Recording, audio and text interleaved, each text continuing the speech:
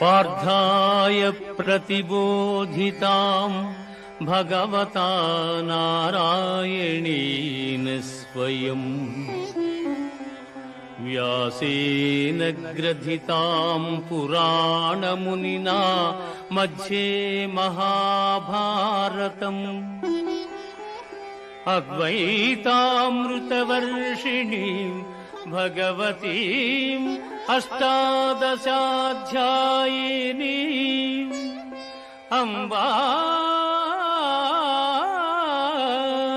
త్వామనుసందధామి భగవద్గీతే భవద్వేషిణీం భగవద్గీతే భవద్వేషిణీం.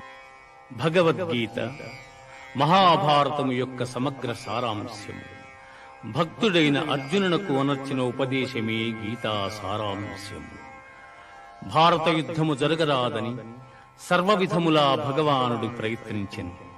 కాని ఆ మహానుభావుని ప్రయత్నములు వ్యర్థములాయను. అటు పిమ్మట శ్రీకృష్ణుడు పార్థునకు సారథి అయి నిలిచెను.